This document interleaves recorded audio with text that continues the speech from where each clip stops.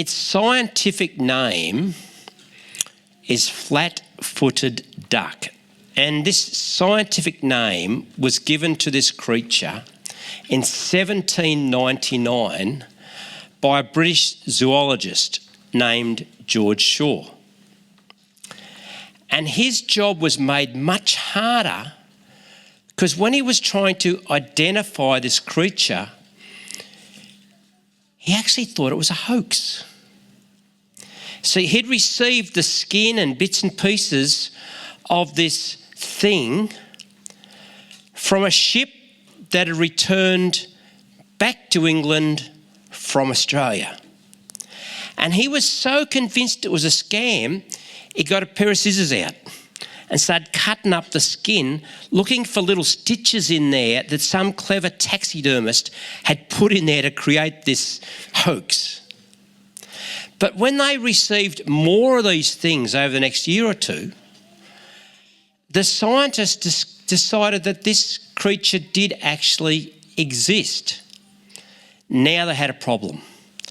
And their problem was to, how do we inform the British public of what we've discovered? How do we communicate something that seems so foreign? So these are the words that they used. This is what they said.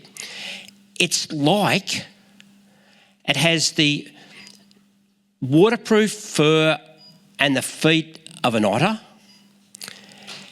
It has a tail like a beaver. It has the capacity to burrow like a mole, but can live underwater and on land. And its jaw is like the bill of a duck.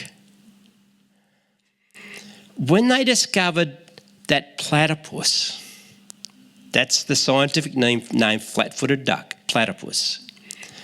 When they discovered that platypus lay eggs, how do you get that across?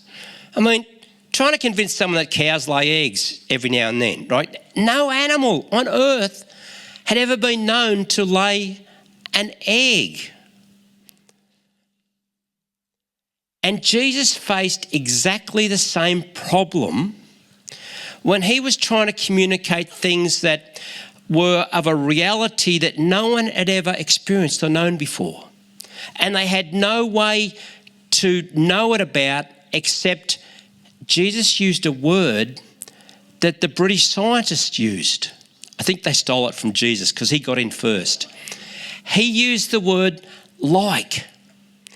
It's like. The kingdom of heaven is like. And then he told stories about what it's like. And we have somewhere around 40, depending how you measure them, stories.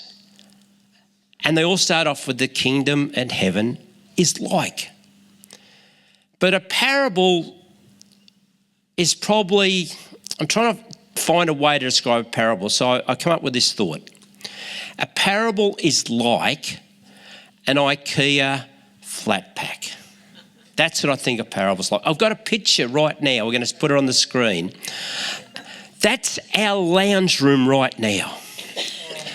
And inside our lounge room is those flat pack IKEA pieces. That's Coral's new kitchen. Woo! Right? Been about 1,000 years in the process of getting to this place, right? And inside those bits of cardboard is everything we need, I think. When these two Indian guys turned up in the truck, they got out of the truck and in the paddock right beside us are all these little goats, feral goats who are hand raised, and their eyes lit up and they started drooling. And they went, and they saying, "Oh, you've got a curry." And they got quite excited. But I was asking them, what happens when you leave some of the bits behind? Because it must happen. But we believe that everything we need for Coral's new kitchen is sitting there in those boxes. Thank you. Every parable is handcrafted, designed by Jesus, engineered by him. And all the parts are there for us to put them together. And when we put them together, that's when we get to benefit from it. When it's just sitting in the lounge room, doesn't do much. Less places for me to have to vacuum up and clean and things like that. Shh. Here's the thing. Even when Jesus explained parables, and he only ever did that 6 times that we have recorded, even when he explained them, he still left us work to do. You and I could actually read a parable. We could even accurately describe all the pieces of the flat pack, and one of us could do the work on it, put it together, and get all the benefits. And one of us could just leave it sitting in a room in our house. We know it's there, but we never actually get the benefit of it. And I have done that. I've done it with the story that I want us to look at this morning. And I have missed even the explanation that Jesus gives for this story. I've never utilised it. I've never put it to work in my life ever before until last couple of weeks. We're starting a new series today on the Jesus stories. How exciting to actually focus on what Jesus packed into some of these boxes. We're going to unpack them. I think it's got a little adventure. I'm looking forward to it. So this story that we're going to look at today, it's in Matthew 13. And my hope is that as we start to put this thing together, it's going to help you deal with fools and evil people. And if you haven't got any in your life, I'm sure there's people here who could loan you some. You don't have to search too hard sometimes. And within this brilliantly crafted parable, there's a sliding drawer in one of the bits of furniture.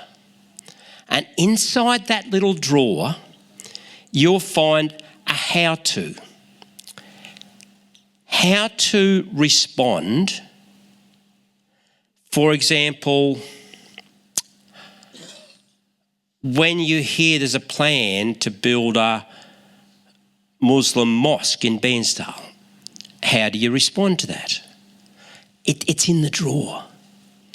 How to respond to difficult people that you know Satan planted in your life. So let's start to unpack the thing and open it all up, right? First of all, we're going to actually read the story. And I'm going to get Sarah to come up and do that. As she reads this, I want you to ask yourself one question. And it will be a question that will help you understand what's going on and what you think is being said. But I'm not telling you the question. You've got to come up with that yourself. And you'll probably find the question as Sarah reads the story. Okay, we are going to read from Matthew 13, 24 to 30, if you would like to follow along. Jesus told them another parable. The kingdom of heaven is like a man who sowed good seed in his field. But while everyone was sleeping, his enemy came and sowed weeds among the wheat and went away. When the wheat sprouted and formed heads, then the weeds also appeared. The owner's servants came to him and said, "Sir, didn't you sow good seed in your field? Where then did the weeds come from?" "An enemy did this," he replied. The servants asked him, "Do you want us to go and pull them up?" "No," he answered, "because while you are pulling the weeds, you may uproot the wheat with them. Let both grow together until the harvest. At that time, I will tell the harvesters, first collect the weeds and tie them in bundles to be burned. Then gather the wheat and bring into my barn. Okay, just hang around. We'll get to the next bit because Jesus actually explains this. So what question did pop into your head as Sarah was reading that? Was it something about like, where do I fit? Who am I in the parable? Did anyone ask yourself that question? What about who's he talking to? It was the crowds, but then we get to hear his explanation to the disciples. Was your question about what's the point? What's the point Jesus is trying to make? See, when we ask the right questions, we can actually sometimes get to the right answers, and it helps us put it together.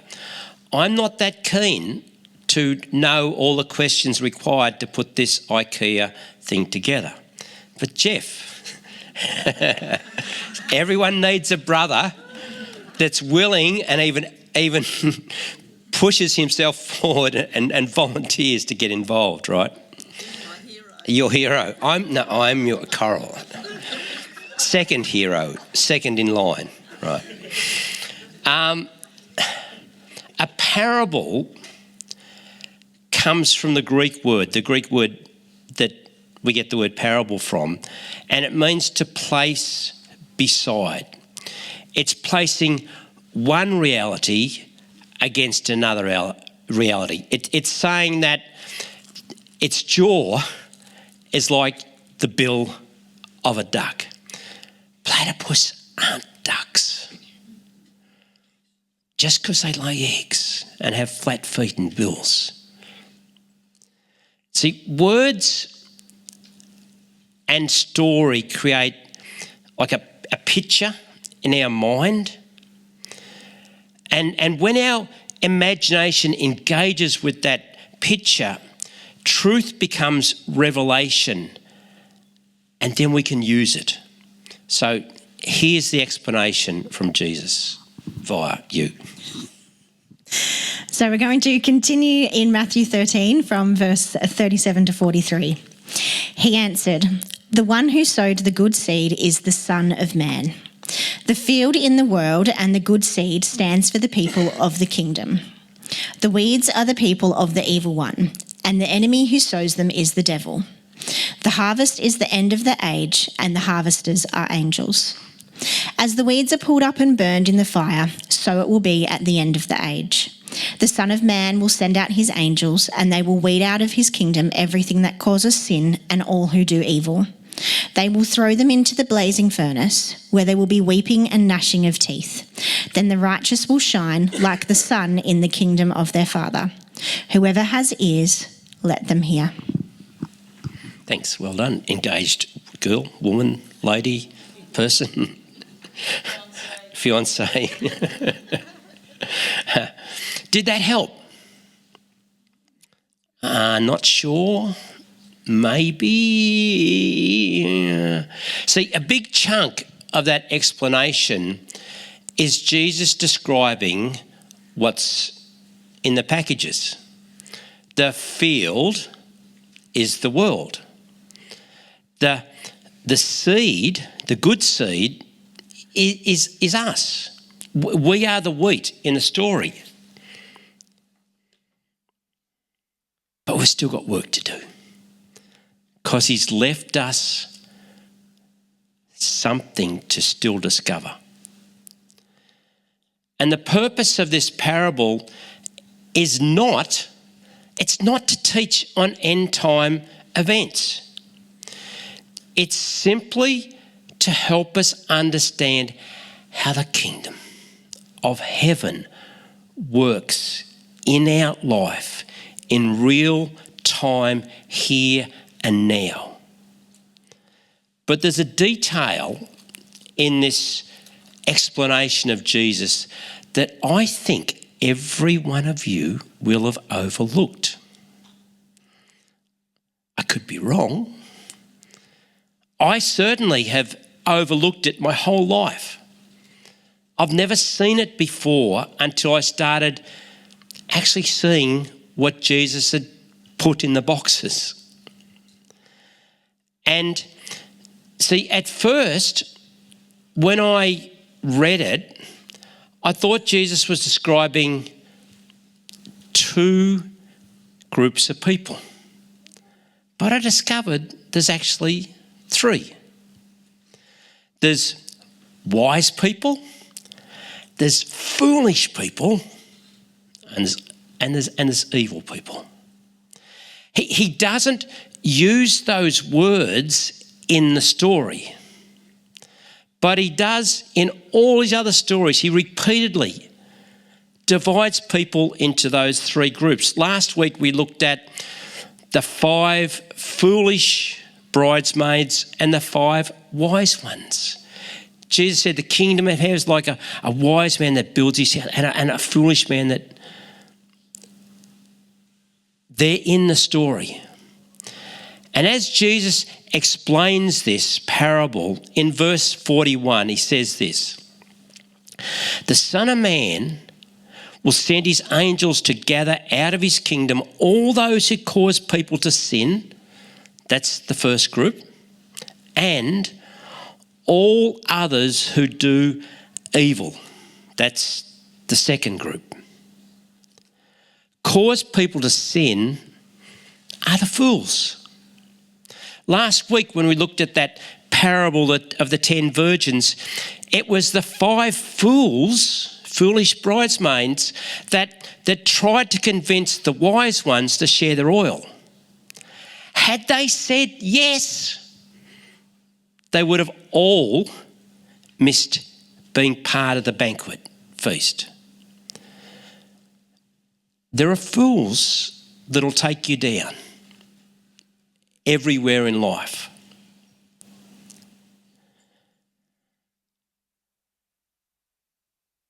Jesus uses a word in this parable for these fools, and it's the word scandalon.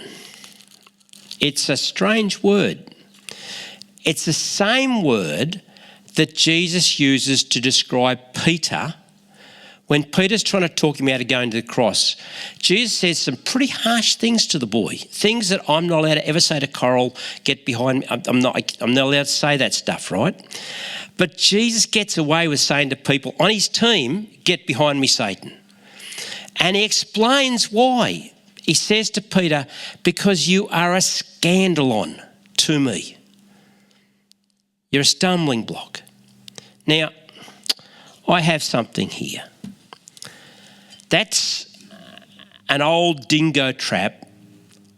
It came off a station in Western Queensland, 4,000 square kilometres, that my Uncle Charlie ran as a cattle station. And I found that on his cattle station.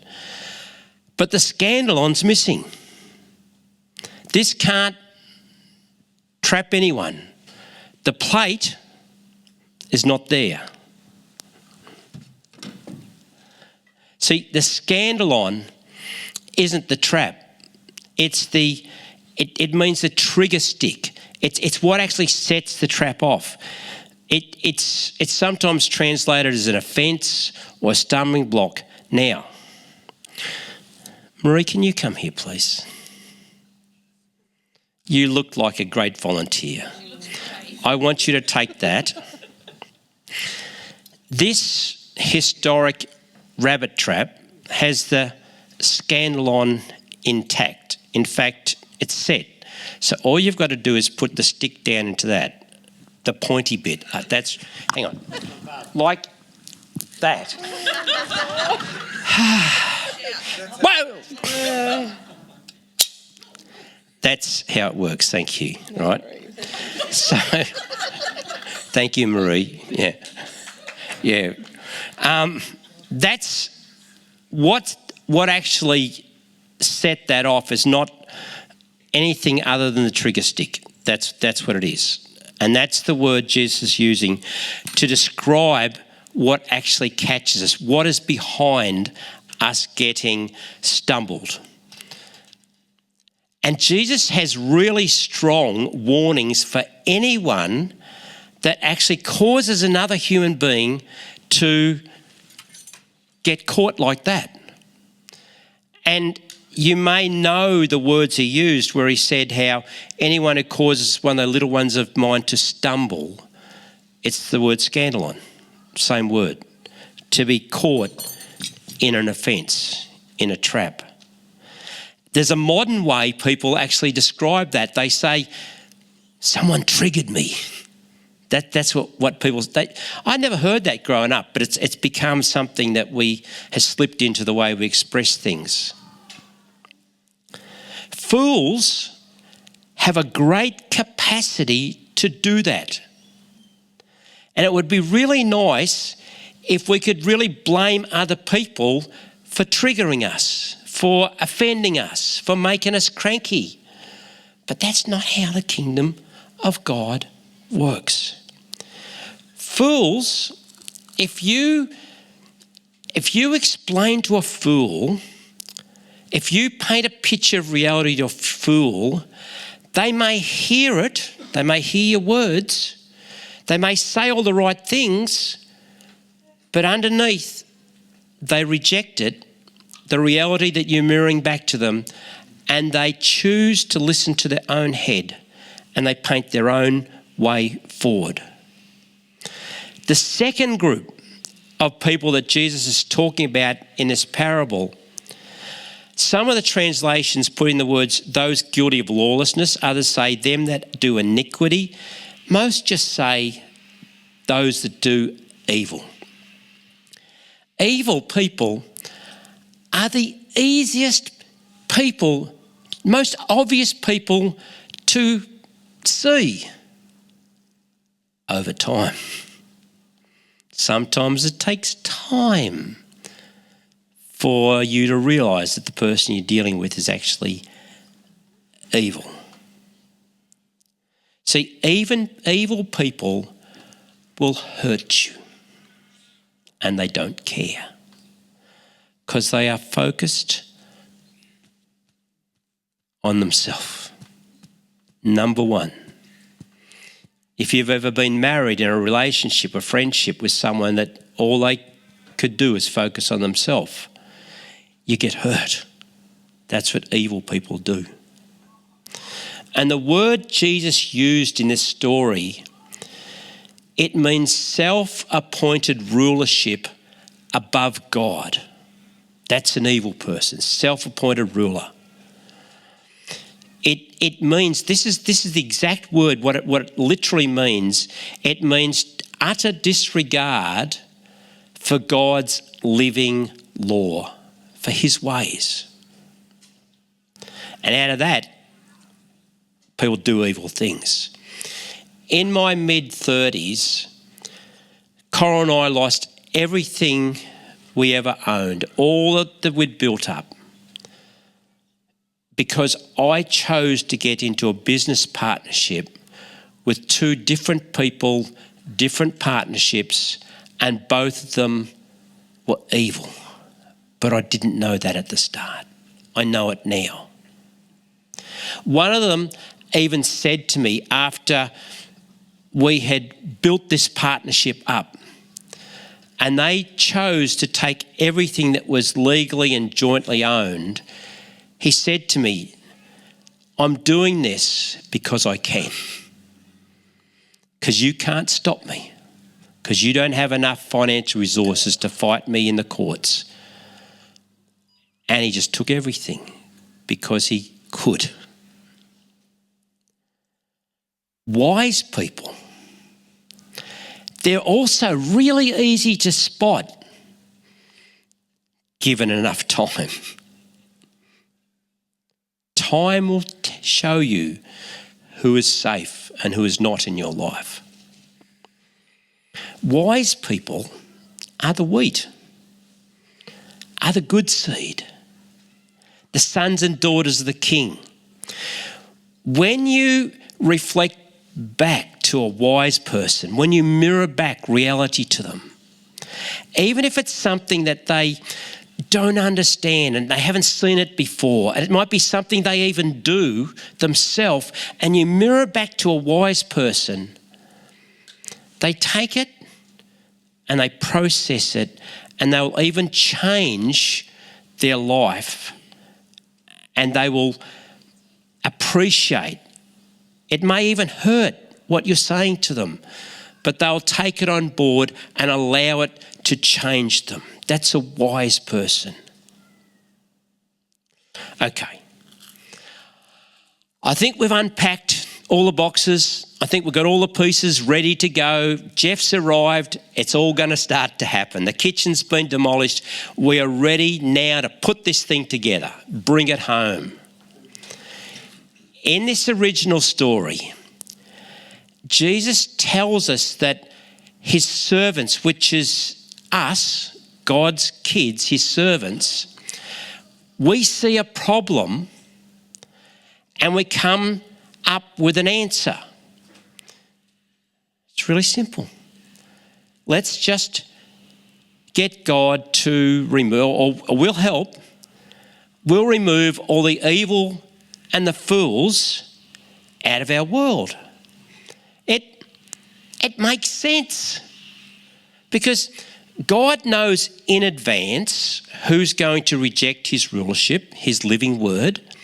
He knows in advance who will eventually be evil, eventually be a fool. So why doesn't he just take them out now? Make life a whole lot simpler.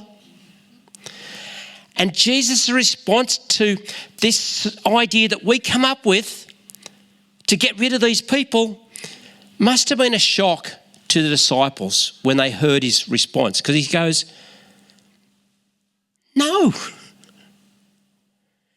Because, and this is what he says, while you are pulling up the weeds, you may uproot, and this is an important word, we're going to come back to it, but he says, you may uproot the wheat as well. When Jesus told the story, he did not call the evil and foolish people weeds. I know some of our Bibles have that, but it's a really poor translation. Jesus was speaking to an agricultural audience, and they knew something that we don't know unless we've heard about it. But the word he used, very specific word, very specific plant, is the word darnel. The King James has the word tares. And darnel mimics wheat in its growth from beginning almost to the end of the story. And even experienced farmers back then couldn't pick the difference between darnel and wheat growing side by side until harvest time.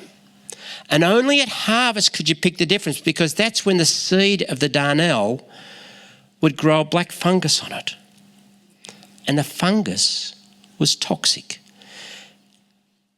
It was such a problem that even in Roman law back then, when Jesus told the story, in Roman law, if someone was caught deliberately sowing darnel into your neighbour's paddock, they could be put to death.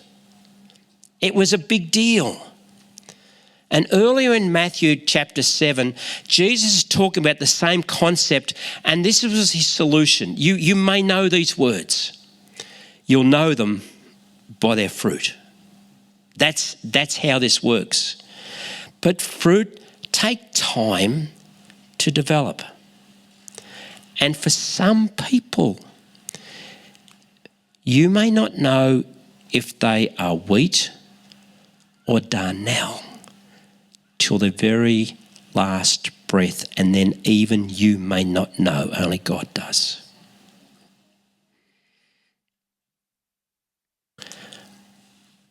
I have a friend who's been through a lot of trauma and loss, physically, relationally. If you looked at him right now, you would probably say he was Darnell. He's grumpy. He's sceptical. He would describe himself as an atheist. He's bitter, wants to fight with everyone.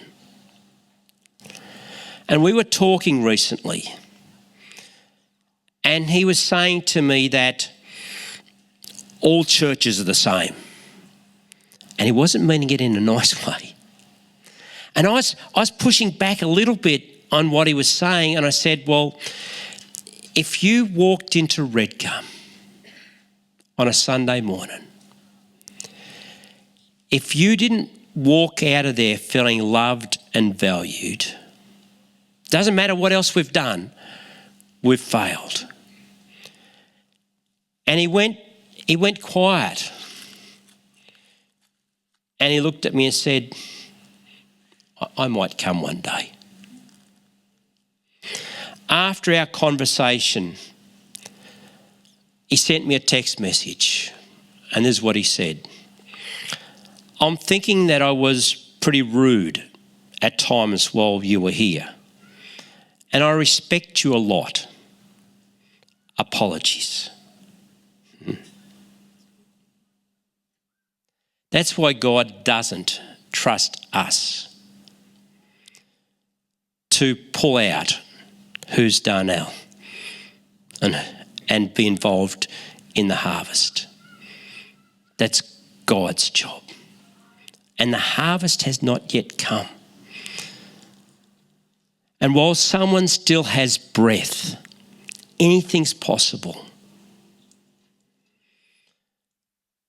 But there's another really big reason why Jesus said no to pulling up the Darnell.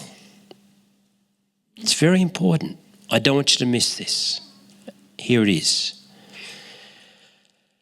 You and I desperately need evil, foolish people in our life.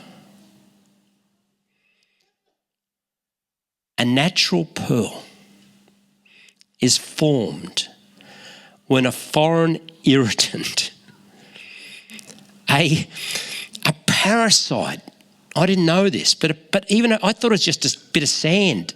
Yeah, but parasites enter an oyster shell and the oyster cannot remove it. So what happens? Jesus described his kingdom like the pearl of great price that began as an irritant. We need fools. We need evil people in our life so that we can be truly fruitful. Until I lost everything that we owned, I had never experienced the power of what it is to forgive an evil person. I did not know what it felt like to be free from the prison I was in. I didn't know what it felt like to be healed of the pain of losing everything, of the dream. But more importantly than that,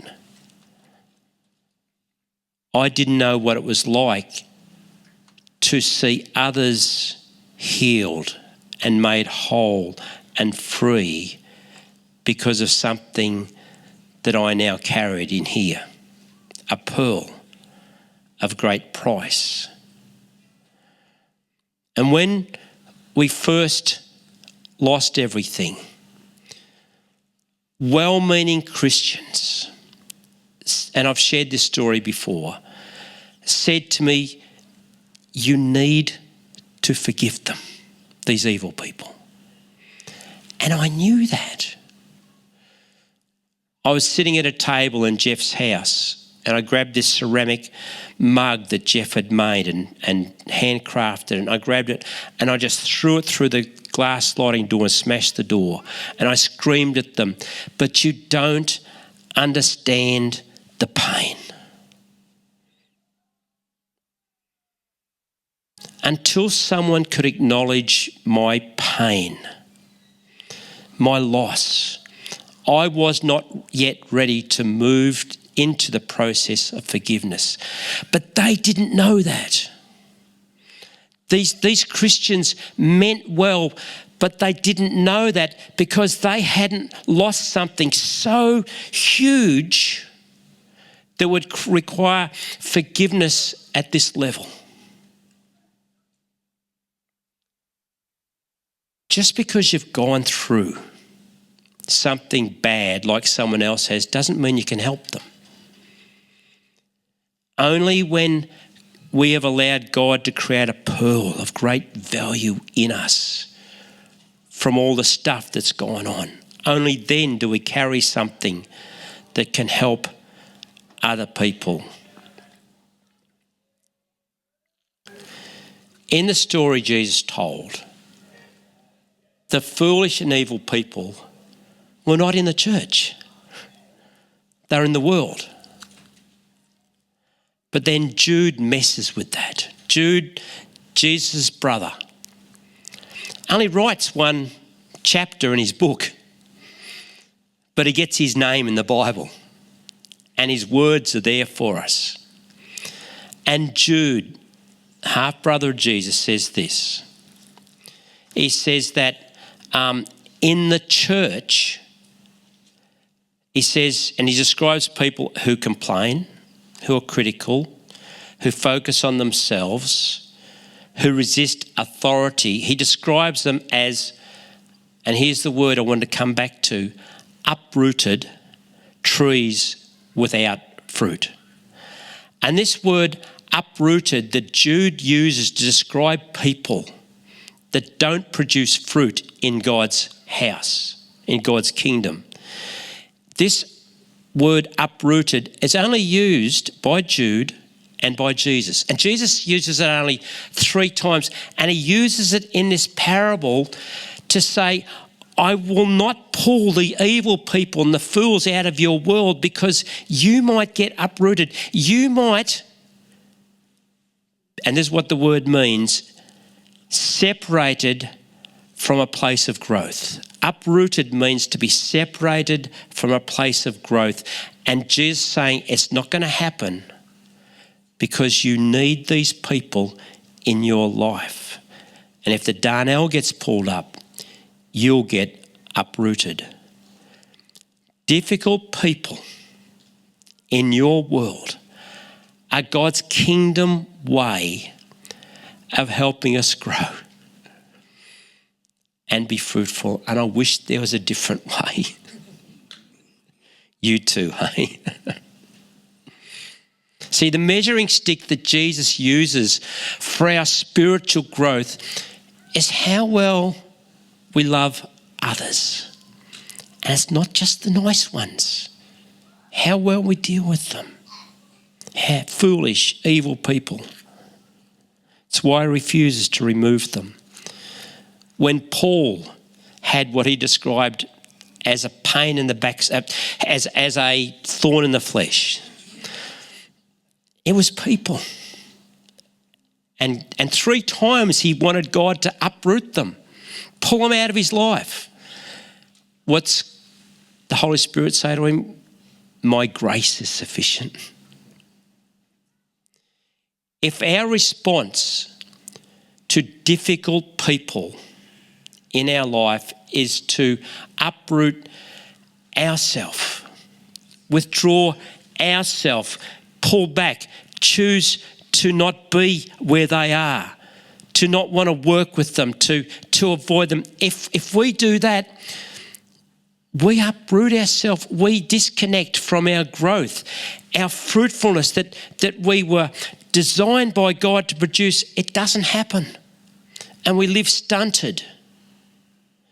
But when we allow God's Spirit to work in us, to change our response, to create a pearl where there's just an irritation, something remarkable happens, and I'm finishing with this.